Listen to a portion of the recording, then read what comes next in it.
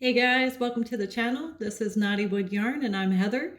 We are a small independent dyeing company located in West Virginia, and we are here to bring you information about yarn and yarn products and knitting needles and crochet hooks, all things yarn.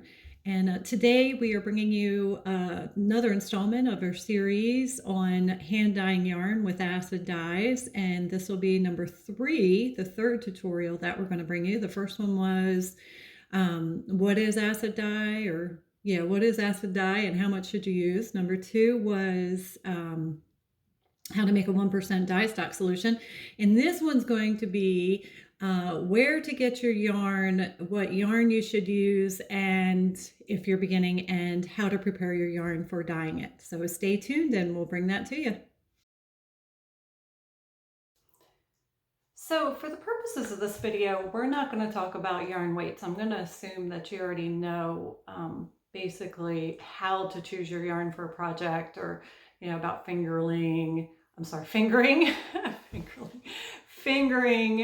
DK, that kind of thing. But we are going to talk for a moment about yarn bases. When you order yarn in certain bases. And a base is basically the composition of the yarn.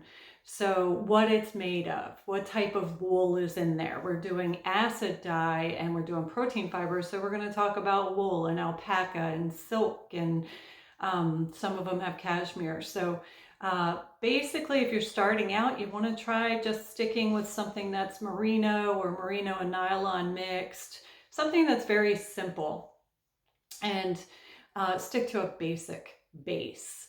So that's what a base is. It's the composition of your yarn. So whenever you're looking out there for yarn, you want to be looking at what is inside of it, what is spun in your yarn. Where can you get yarn? Yarn is readily available on the internet, bare yarn. You can Google or in any search engine, you can put in bare undyed yarn and you will come up with a plethora of answers. Some of the regular ones that people use are wool to dye for. KnitPicks has a great line of bare yarn that you can dye. There's also Dyer Supply. There are tons of them. There's one in Canada. I'm trying to think of what the name is now, and I can't think of it. But there are some that are there. It depends on where you're located. But if you go ahead and put that in your search engine, you will come up with it. Now, come up with a possibility of someone who will ship to or is on your continent. Now remember, a lot of bare yarn suppliers have a minimum on how much you can order in order to get the best prices. Dyer Supply, you can order 1 skein, 5 skeins, 10 skeins, and depending on how many you order, you get them cheaper. So you can definitely, if you're just trying it out, you just want to, dye a few skeins, Dyer Supply is fine. KnitPicks, same thing. You can order any amount. Wool to dye for, they tend to sell, they sell basically in packs of 10. You can get samples, but you can only get 1 sample of each, I think. That's the way it was. I'm not sure if it's changed. Wool to dye for also gives you discounts the more that you buy. You can get a wholesale account, but they have a minimum for the poundage that you have to order. So those are some of the suppliers that you can get your yarn from. It's online, no problem. I don't know many places that you can get. Most hobby shops don't carry bare yarn, but you can definitely get it offline and get it pretty quickly. So let's go ahead, and I'm going to turn the camera. Actually, we're going to go down into the dyeing studio and take a look at some yarns and how they come to you, the packaging and that kind of thing. So in order to do or prepare your yarn for dyeing, we're going to soak it and get it ready to absorb that dye. You can dye unsoaked yarn, but I wouldn't advise you do it unless you have been dyeing for a while, so that you know how to control, or if you have a specific look that you're going for. So I would suggest, if you're starting out, to start out with yarn that you soak. So how do you prepare a yarn soak if you're about to dye some yarn? I have some yarn here that I am about to, I have a small custom order that I'm working on, and I need to soak it to prepare it for the dye process. So what I have here is just some cool water, to just room temperature water that I've put into my bin. And then I am going to add to this, I'm going to add a tablespoon of citric acid. Now I'm preparing 3 minis and 3 hanks of sock yarns, fingering yarns. So I am adding about a tablespoon of citric acid to the water.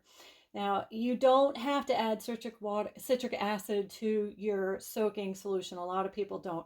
I do. I like to have that pre-soak in there unless I have a recipe that I've found works better differently. This one I'm about to do, the best general way that I find to do it is to add about a tablespoon of citric acid to your soaking solution. So I add that. And then yarn, when it comes, it looks clean. It looks really, really clean. And when you're working with cotton yarn, you can actually do what's called scouring it, where you put it in some detergent and some hot water, and it will be bright white yarn, but the water will be so dirty. You just don't realize how much dirt gets on your yarn from just the milling alone. So it appears clean, but there are some residual oils and that kind of stuff on here from handling or from the machinery. So I go ahead and add about a tablespoon, or not even a tablespoon, I add a capful of Synthropol, which you can get from your dye, any of your shops like Dharma, wherever you get your yarn dye from. You can usually get Synthropol from. If you can see that, that is this one's from ProChem. It varies where I get it from. So I put about a capful in there, and then I stir it around.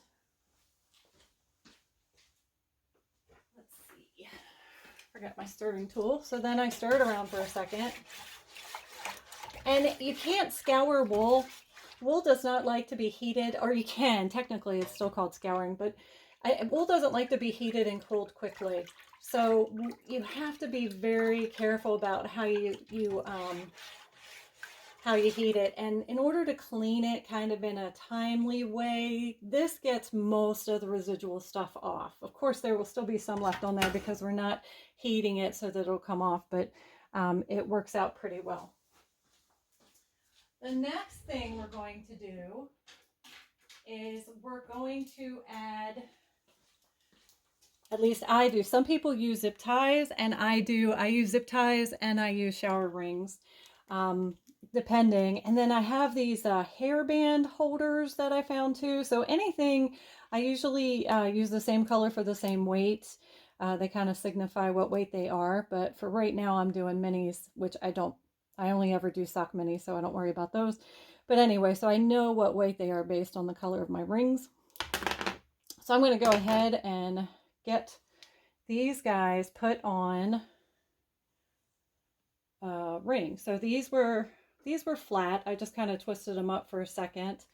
You go ahead and put them on, and you just put it down kind of gently into your water and your citric acid and your Synthropol.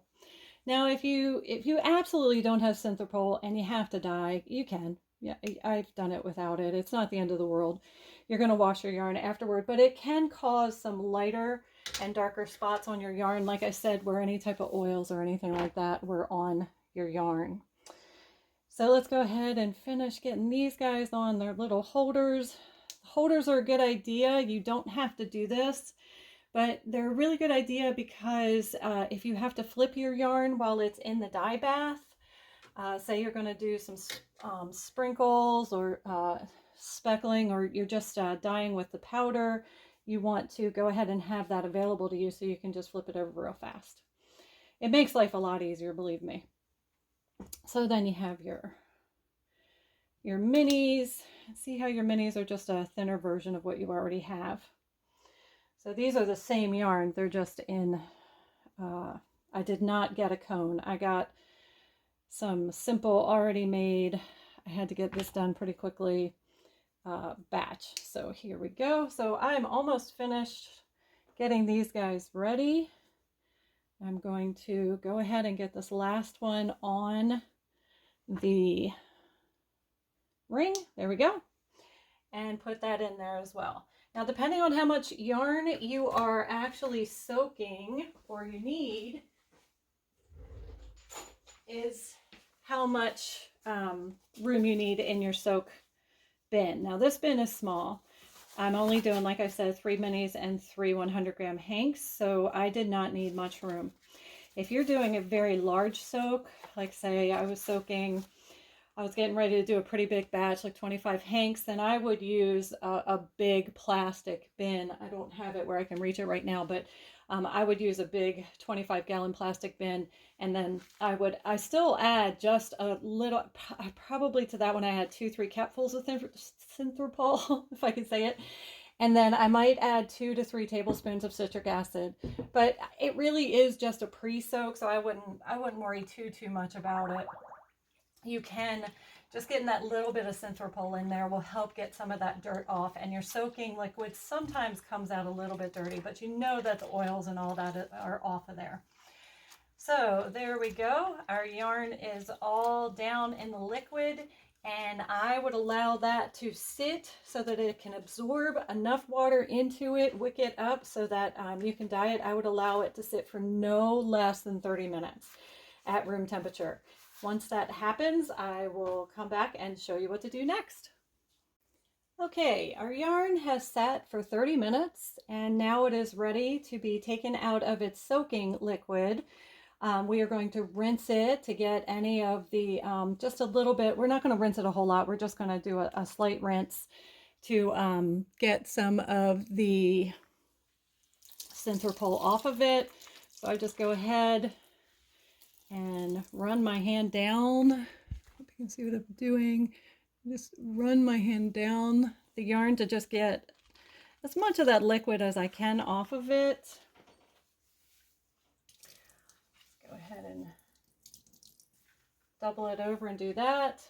And run a little bit of water over it, just cool water temperature, just room temperature water.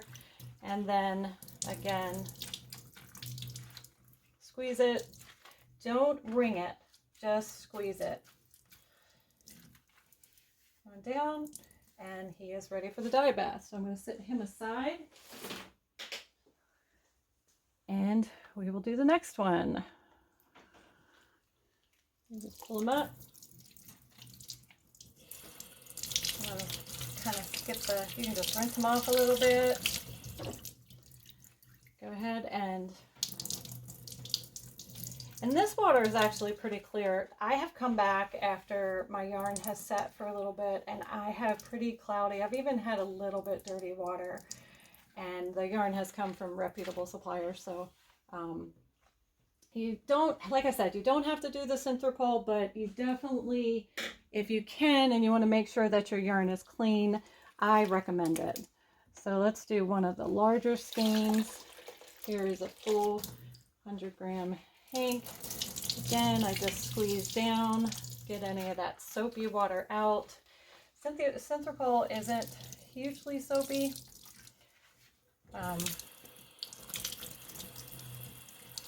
I just give it a little bit of a rinse. And there you go. Now he's ready. So that's what you do to get your yarn prepared. Like I said, there are many different methods to doing this. From adding citric acid to not adding citric acid, not using a cleaner or Synthropol, or some people use another detergent. There are lots of options. So this is just one way. This is how I do it.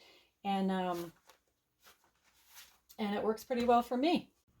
Okay guys, so that is how we prepare our yarn here at Knottywood Yarn for dyeing with acid dyes. Hopefully you guys have learned how to prepare your yarn, and you'll get some and get it ready for the next video in the series, which is how to prepare a dye bath. And we're not just going to go over on one dye bath, we're going to go over how to prepare several different types. So stay tuned for that. Make sure you like and subscribe to the channel so you get all the tutorials in this series and any other series that we do. And we will see you again shortly.